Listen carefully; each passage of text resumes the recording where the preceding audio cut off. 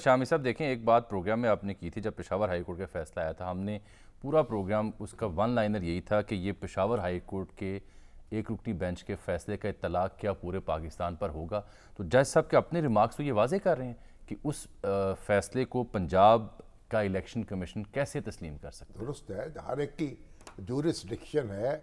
अगर ये Islamabad high court में होता तो और वहाँ इलेक्शन कमीशन जो है वो पार्टी होता, तो इलेक्शन कमीशन जो है वो फिर उसका हुक्म जो होता इलेक्शन कमीशन को, वो पूरे पाकिस्तान पे लागू होता। ये जो अभी तो जो मेरी राय तो उस वक्त भी यही थी कि जो पेशावर हाई कोर्ट का फैसला या लाहौर हाई कोर्ट का फैसला अपने अपने सूबे में नाफजुल अमल है। मुझे याद है उस दिन बड़ी डिबेट हुई साद रसूल साहब से भी, उनकी राय कुछ और थी, क्योंकि माजी के कुछ ऐसे फैसले थे जिनका इत्तलाक पूरे पाकिस्तान पर हुआ हाई कोर्ट के फैसले के ऊपर, चाहे वो आरोप का मामला हो दीगर का हो।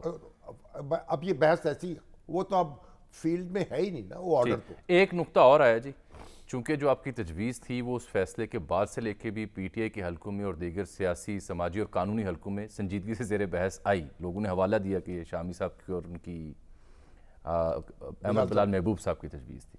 तो कंवर दिलशाद साहब तो उस पर कोई ज़्यादा रहनुमाई हमारी नहीं कर सके, लेकिन एक नुक्ता है जो ताहिर खलील संधू साहब ने लिख के भेजा है, बता दूं आपको। ताहिर खलील संधू साहब, जी जी जी, जिनका नाम आ गया फहरिस्त में, कुछ चौथे नंबर पर आया। चौथे नंबर? हाँ जी, अल्लाह अकबर। तो उनका नाम आ गया।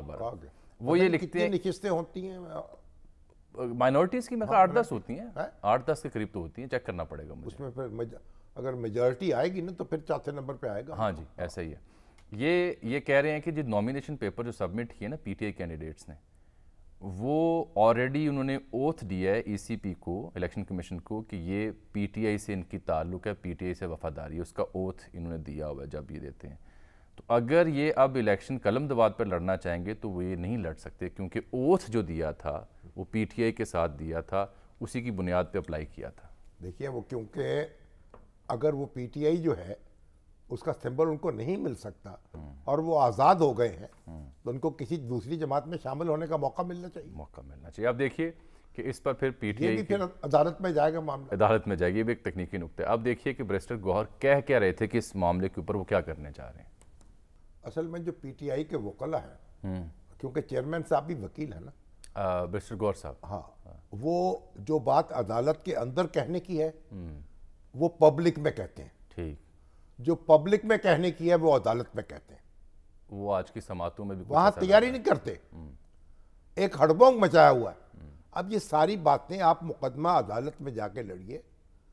अब वहां जो आज सुप्रीम कोर्ट में हियरिंग हो रही थी, अब भाई किसके कागजात मुस्तरद हुए हैं, किसको शिकायत हुई है, एक एक उम्मीदवार का नाम होना चाहिए था। ये इनका आखिर ऐसा जमाना है, सोशल मीडिया से डेटा, कुछ सोशल मीडिया से ये जाने की तलाश थी। उनको तो ऐलान, उनका जो इलेक्शन सेल है उसको ऐलान करना चाहिए था कि जिसको शिकायत है वो उनको इत्तला करे, उनके नाम के साथ अदालत में शिकायत जानी चाहिए थी। अब वो सारा एक सियासी तकरीर हो रही है और उनका ये ख्याल है कि इसी तरह रौला रप्पा डाल के वो अपना उल्लू सीधा कर लेंगे, अदालत में भी और अदालत से बाहर भी। तो मेरी उनसे गुजारिश है कि कानून की अदालत में कानून की बात करें, अवाम की अदालत में अवाम की बात करें। ये उम्दा तजवीज़ है, ये भी गौर कर लें।